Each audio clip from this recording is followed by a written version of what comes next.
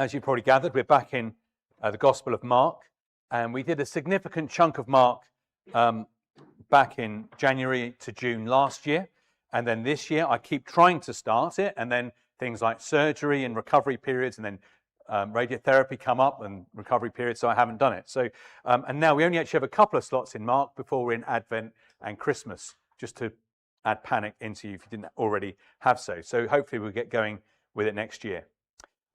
As we start, I wanted to thank the elders and others here for picking up things, sometimes literally picking up things, while I've had disruptions this year, and particularly the last couple of weeks, providing cover, whether they've been leading or James preached some more, and getting people in to do stuff and other bits and bobs you don't necessarily see. And so thanks for that. And back in September, when I tried to restart Mark, and we've got a couple done, we did a bit of a block, and we started this new section in Mark, and I warned you and apologized at the same time that I would talk about my recent health issues sometimes because, a couple of reasons. Firstly, they illustrated repeated themes in this block of Mark. And secondly, I haven't got out much this year, and that's all I've got to talk about. That's all I've sort of experienced and draw on. So back in March, as most of you know, I had surgery, and after surgery, one of the surgeons said to me, we don't know quite how it's all worked out yet, but we've removed the threat to life. And my initial response was, oh, well, that's good. I mean, that's better than the alternative, isn't it? So removing threat to life, that's what you want. And it's only sort of afterwards, and particularly when I was retelling this to Glenn, I actually felt quite emotional about it. Well, that's more significant than I thought it was. You know, I was thinking more like having a wisdom tooth out, and then realizing maybe it was more significant and quite a big deal. And it was emotional. So now I'm going to be gruesome for a moment, but I'm not going to apologize, and you'll see why.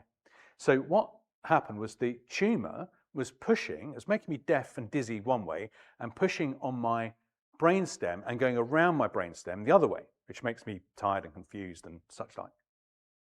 And so what they did is they removed what they could, and then blasted what was left with x-rays. That's why I took some recent time off to recover from that.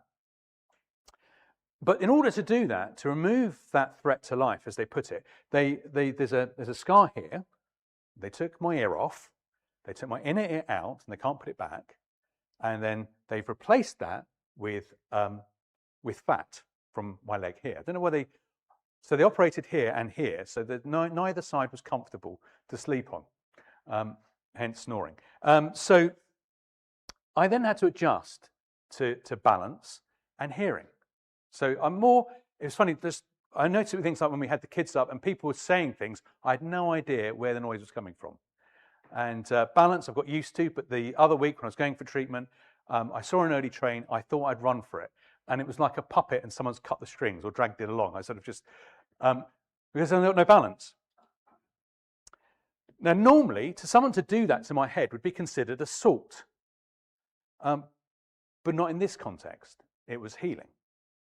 Normally, I'd not choose to do that. If a doctor said, tell you what I can do for you, I can like completely knock you out, make you useless for the next few months and take out your inner ear, I'd be like, no thanks. But it was a no-brainer. It was an obvious choice that we should do that. And I know of 2 people who had the same condition and didn't take those options. They died. More gruesome, and perhaps illustrates where I'm going a bit better, is a guy called Aaron Ralston. And if you've heard of the film 127 Days, I've not seen it, but I read about him years ago in the press, and it stuck in my mind. Now, what Aaron Ralston and the film 127 Days is about is he went off climbing in Utah. And if you've been to America, it's big. You can say nothing else. It's really big. And he when he's out climbing, he got his hand trapped under a boulder. Now, he hadn't told anybody where he was going. And the way the rocks were is there was no way someone could see him from above. So he was absolutely no chance of being found. And after several days, I can't remember how many days it was, he realized what he had to do. He chopped his arm off from just below the elbow. And he wrote a book before the film. And the name of the book, it's a classic, Between a Rock and a Hard Place. And when he speaks about this, he's had lots of interviews, motivational talks and all the rest of it. When he speaks about this, and his experience, he said it is pure joy. His decision to chop his arm off was to choose life and joy and freedom.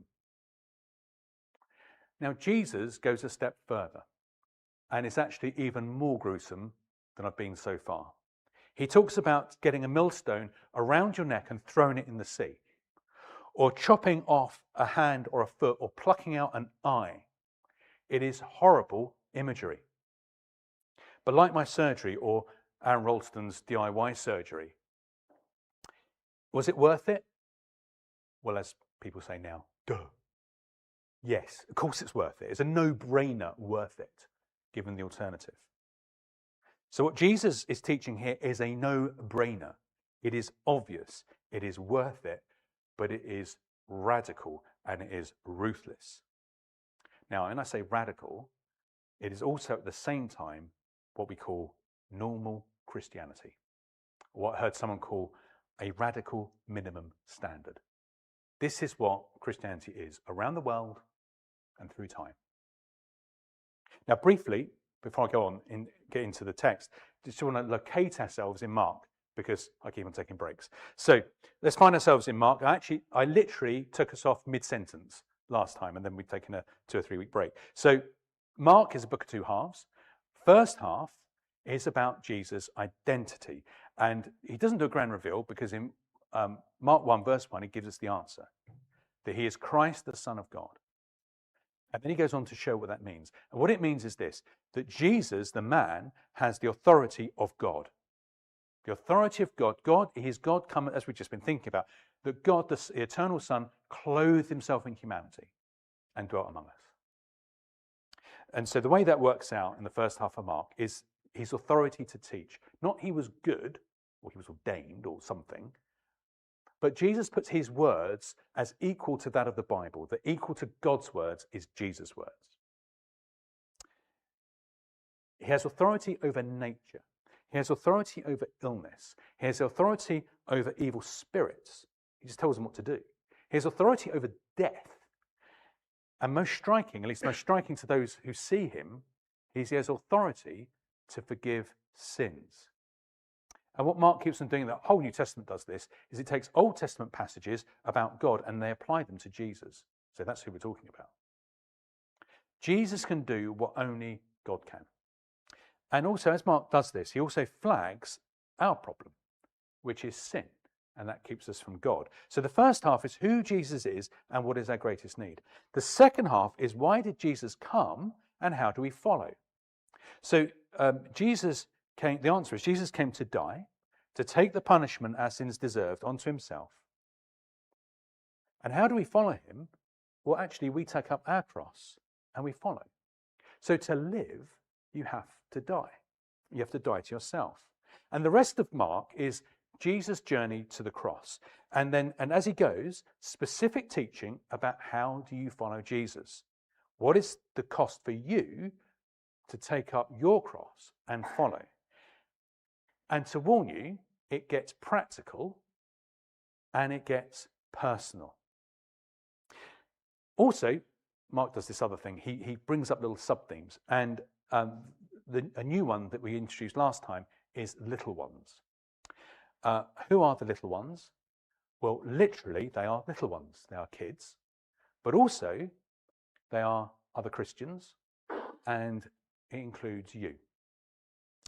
So this paragraph, this is simply it. This is all I'm going to teach this morning, is do not hinder little ones coming to Jesus. Do not hinder little ones coming to Jesus, even if that little one is you. So the passage sort of breaks nicely into three. So firstly, don't hinder little ones. Secondly, don't hinder yourself. And thirdly, they're the two main points. And the third one sort of brings it together about the grace of sacrifice. That sounds a little bit disconnected, but you'll see it isn't when we get there. So firstly, don't hinder the little ones. That's verse 42. So verse 42, now the ESV nearly always gets this right, apart from this verse. It actually starts with an and.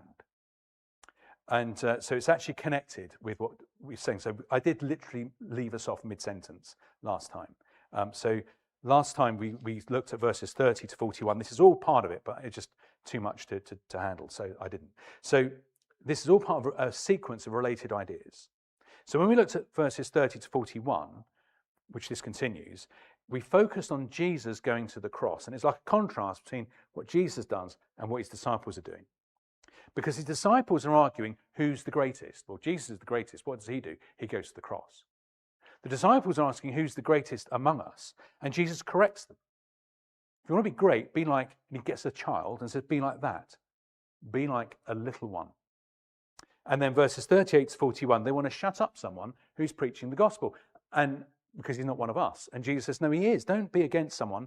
If someone isn't against Jesus, they are for him, if they're working in his name. And we close that section in verse 41, thinking about mutual support, even people, Christians we don't know. So it says, if someone gives you a cup because you belong to Christ, you are rewarded. If you receive someone, if you give them a cup, if they do so to you, you or they are rewarded because you're Christ's little ones. Now, the flip side of that is verse 42 that we're picking up on now. So this way you're rewarded, that way, verse 42, whoever causes one of these little ones who believe in me to sin, it would be better for him if a great millstone were hung around his neck and he were thrown into the sea. So, help someone to Jesus, or help someone who's proclaiming Jesus, same thing, they will be rewarded. Hinder someone and you will be judged. Now, the word there, calls to sin, I don't normally like it when preachers talk about in the Greek, but in the Greek, because it's my favorite Greek word, is scandalizo. And you can see where the English word came from, scandal. So it can mean cause to, often some translations it's cause to stumble or something like that. So it's putting an obstacle in someone's way, causing them to stumble, inviting them to sin, something like that. And Jesus takes that very, very seriously. To the point, he says, you're better to tie a millstone around your neck and put it into the sea. Now, just to drive that home a bit more, there's actually two words in Greek for millstone, and both are used in the New Testament. The first one is actually quite a small stone and typically used by a woman by hand to grind like that. The second one was turned by a donkey because it's huge. That's the word Jesus uses. So I don't fancy being thrown into the sea with the small one, but the second one would be fatal. So there's a very simple truth to this verse. Jesus holds people personally responsible for hindering. It's simple to understand, it's stark, but now let's get a bit personal about what that might mean and how it works. Think about how we might do that. So first, let's take the most literal sense of a little one, children. And by children, I actually mean adult children as well. The saddest thing I've seen, I'm not sure I've seen it here, but I have seen it frequently, is Christian parents who are desperate that their kids come to Christ. And so they drag them, sometimes quite literally, drag them to church and Christianity Explored and things that will help them to become Christians or become a bit keener. And then wonderfully, their kids get it, and often it's the adult kids get it. And they go, I get it, I get why you've made a fuss and wanted to bring me here. That's fantastic. And I want to come to the evening service now. I want to go to the midweek. There's this conference, Darren wants to go. I want to read the Bible every day. I want to do, and the parents go, whoa, no, you've sorted out your eternal life bit now. Don't be one of those weird Christians. Let's not get too, certainly not keen. What is a weird Christian? Someone who's keener than I am. That's a weird Christian. That's what we mean, isn't it? You know, I'm committed, he's weird. It's the irregular verbs from Yes, Prime Minister. More about kids. This is for parents, but also all of us, because all of us, whether you like it or not, set an example to each other, including the kids. They look at us. We're implicitly always teaching them. And what we often teach them is that Jesus and his body, the church, have a low priority because we put other priorities to them and distractions. Now think about it like this. There's a number of priorities that we have for our children. Education and school and health. These are right priorities. So think for a moment, what would you sacrifice for them versus what would you sacrifice for Christ or encourage your kids to sacrifice for Christ? Would you allow your kids to miss school? Or what things would you allow your kids to miss a day of school for? And for how often would you allow them to do that? And the answer is not much, not for much, and not often. And that is right. Otherwise, you get social services coming round. And that's right. What would you sacrifice for your kids' health? And the answer is very little or nothing. I mean, maybe a cake sometimes. That, it's your birthday, eat cake rather than fruit. Something like that. There's very little you would sacrifice, and not very often, for your kids' health. Now contrast that with Christ and anything that gets to know him better. Think of the ordinary means that Christ has ordained, primarily his body, the church. There's nothing sadder in my experience of having been a Christian. It doesn't happen so often now as people drift apart, but often I would meet parents of old Christian friends of mine, old church friends of mine. And I'd ask after their kids, because we were at school together and church together. I'd say, how's so-and-so doing? And they go, oh, they're doing very, very well. As you know, after they went to Cambridge, after that, they got a fantastic job. They're playing tennis for the county, and they live in a big house in Kent. And I'd say, what church do they go to? Is it one that we know? Oh, well, they don't do God anymore. And that's sobering, because it's wonderful to live in a big house in Kent and play tennis and all sorts of other things. They're good things. You get them, take them. There are no big houses and there is no tennis in hell. There's no level of degrees in education that will get you out of hell. Let's think about some other little ones. Christians and those seeking Christ. The last church I was at, from time to time there'd be joint church events, or people would come along to something that aren't in our regular group, and they would say, does so-and-so still come to your church? I'd say, yes, they do. I stopped coming to church because of her. She was very rude and bossy. Imagine, then sometimes they go to other churches, but sometimes they weren't. Conflict and hypocrisy in the church. To an extent, because we're human and we're all different, it's inevitable. But how do we deal with those things is the question. False teaching, for example, to say that sin, or a particular sin, does not need dealing with or is not a sin, keeps people from turning to Christ. Now that includes, because we'd go, well, we don't do that, because Presbyterian for a start, but actually we can do it implicitly, that we don't deny truths, but perhaps avoid the awkward things. And full disclosure, if you haven't worked out already, I'm so eager to please, that's exactly what I want to do. Just answer to a higher authority. When Christ and his teaching puts people off, that is not your problem. People are put off by Christ. People are put off by some of the things that he talks about here. When the church is as the church should be, and that puts people off, that's not our problem. Someone says, well, I don't like to do doing the creed or singing and praying, and I don't like the fact that all these people that are not like me. Not our problem. If that puts people off for being like we should be, not our problem. And actually, both of those things can be amazingly attractive at the same time. But when it is us, when we put barriers and obstacles, or even slow people's pace down to Christ, because we don't want to be weird Christians, when we tempt people into sin by our behavior, because it doesn't affect us, so we think, does it matter? Well, yes, Jesus thinks so. It matters for them and it matters for you. Now, the flip side of that's the negative, but there's a positive side, isn't there?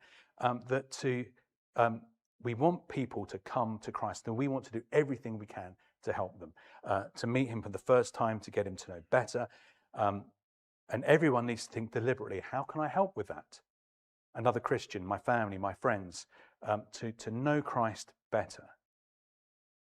But as we think that, in this bit of Mark, means we take up our cross.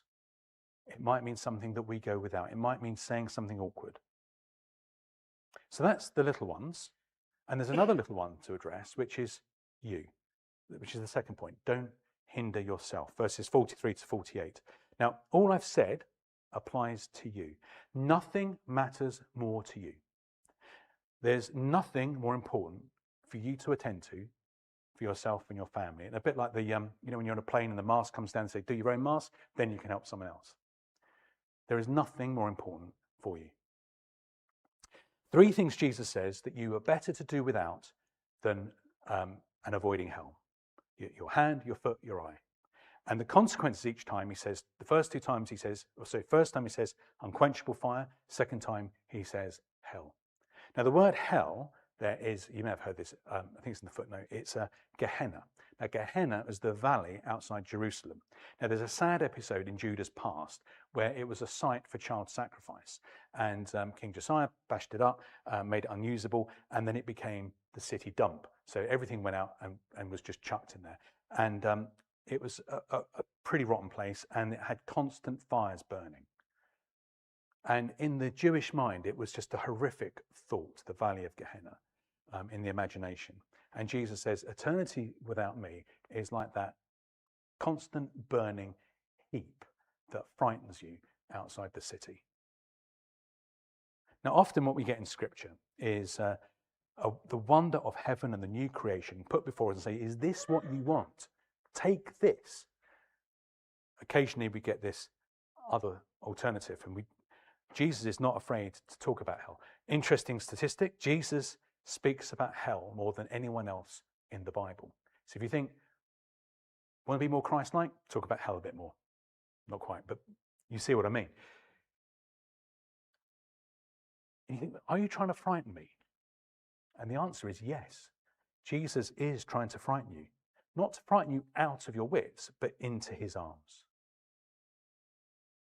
We want to avoid what Jesus is talking about here at all costs. Not preferable, but at all costs. To the point of taking radical action.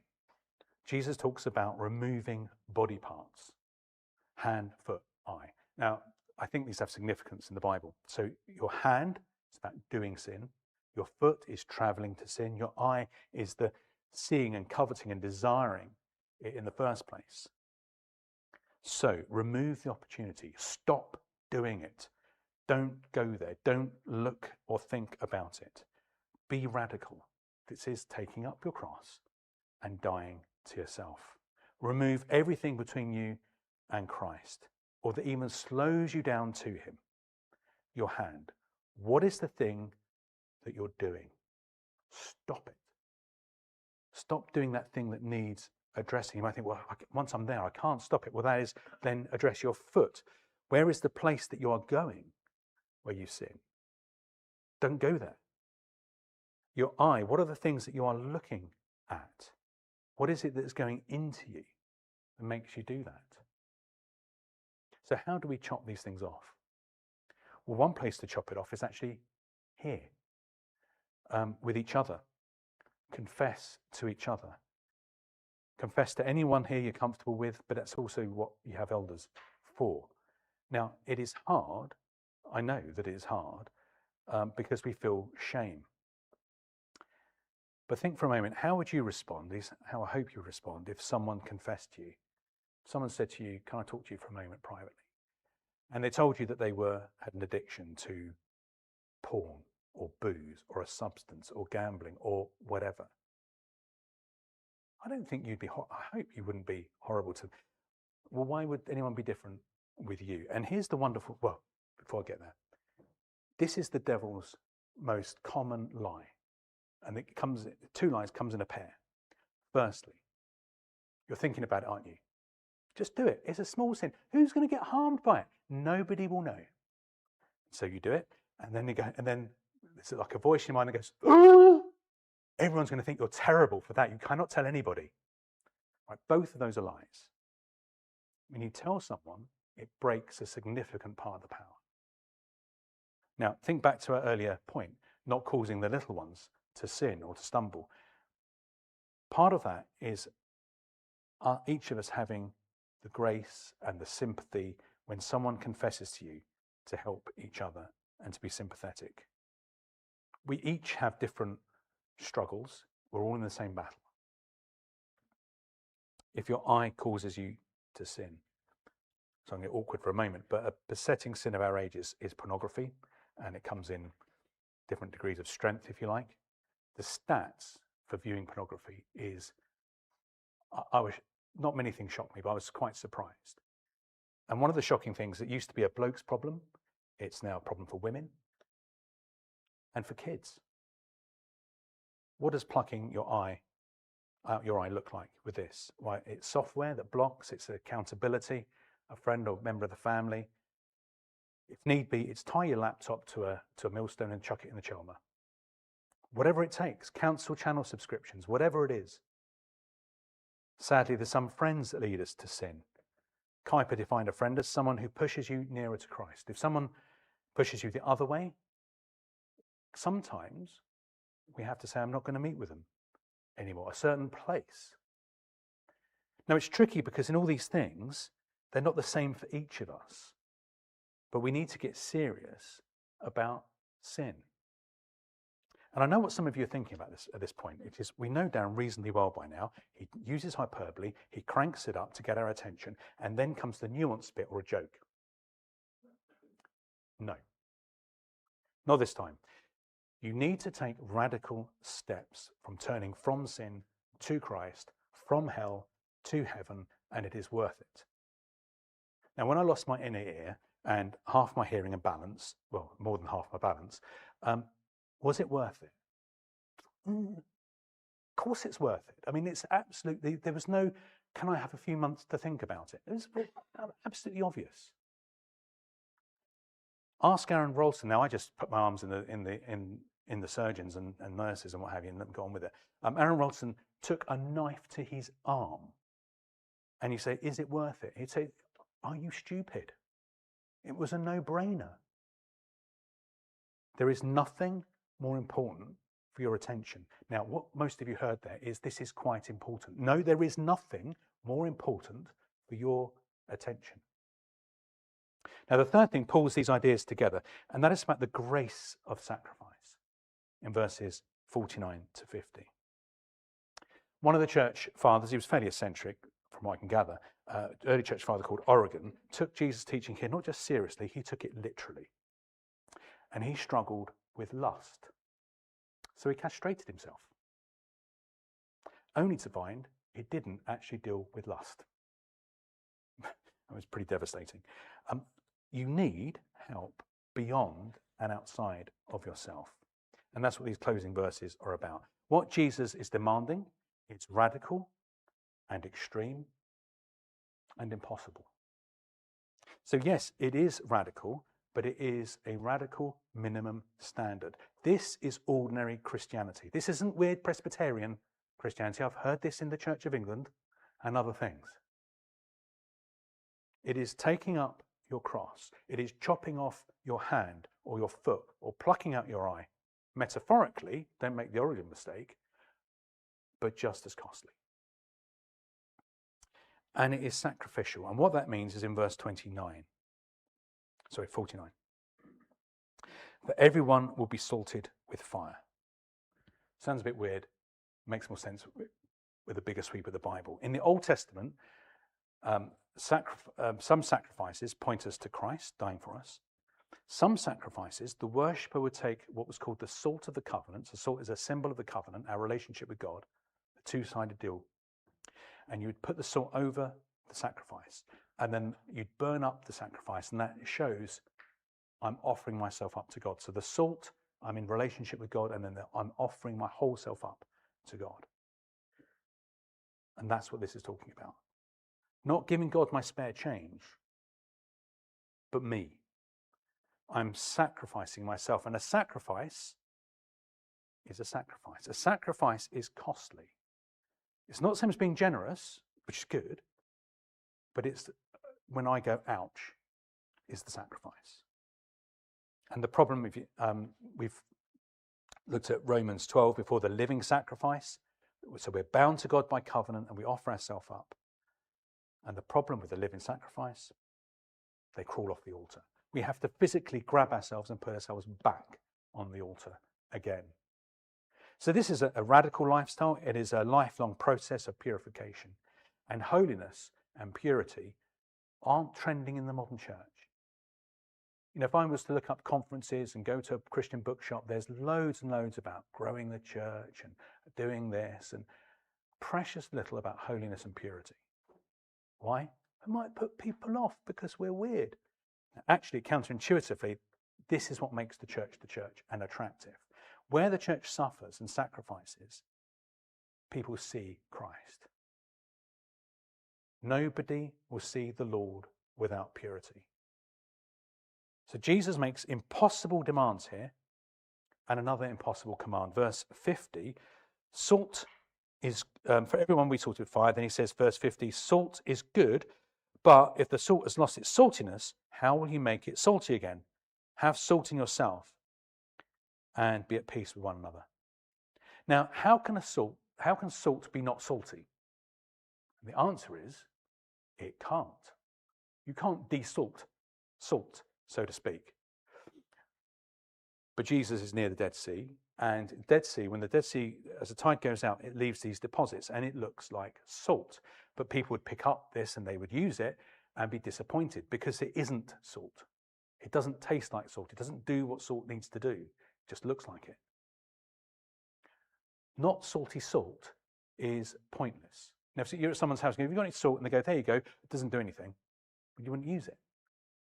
It has no purpose. A Christian without purity, a Christian without the fruit of the covenant, is pointless. And so Jesus says you need salt in yourself. But we can't do this, can we? This is something beyond ourselves. So we can make a start, we can try, we can do these things, but our experience, if it's just by ourselves, our experience will that be of Oregon, that we probably won't castrate ourselves, but we chuck out our laptop, we stop using traveling to wherever it is and meeting with so-and-so, and still we wrestle with our internal sin. You know the hymn we sometimes sing, I will run, yes, I run to the cross. Brilliant.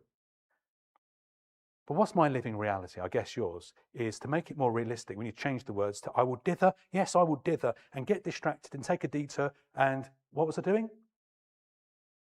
And we need to run to the cross. We need something to happen at our core. And that's another sub-theme of Mark we've been thinking about the last few weeks. We need our eyes and our ears and our hearts to be open. We're described as not in a bit of a bad way, but as dead. We are dead. Go up to a dead person and go, pull yourself together. Use any excuse. They need a miracle. They need to be made alive. That's what we need. We are helpless, entirely helpless. And the first, the most useful thing any of us can do is to admit it and keep coming back to Christ for help. And the result is actually, as we all do it, we have peace with one another. We have peace with all the other little ones. We need Christ's grace and a work of the Holy Spirit to sacrifice ourselves. And sacrificing ourselves is a grace. You think, well, it's a sacrifice. But actually, we gain everything. To sacrifice ourselves, normal, minimum standard Christianity through the ages. Saltless salt isn't salt. Christianity light isn't Christianity. But sacrifice is a grace, where we find at that point of sacrifice, we've actually given nothing and we've gained everything. Do I regret my surgery, even when I staggered to a train? No, not for a moment. Was Aaron Ralston removing his arm worth it? 100%. Now, if you're not a Christian here, do you see what we're offering? I'm not offering you a better life or making you richer. I'm inviting you to die to yourself, remove body parts, and put up with people who irritate you. Do you want to join? Is it worth it? It's totally worth it. Let's pray.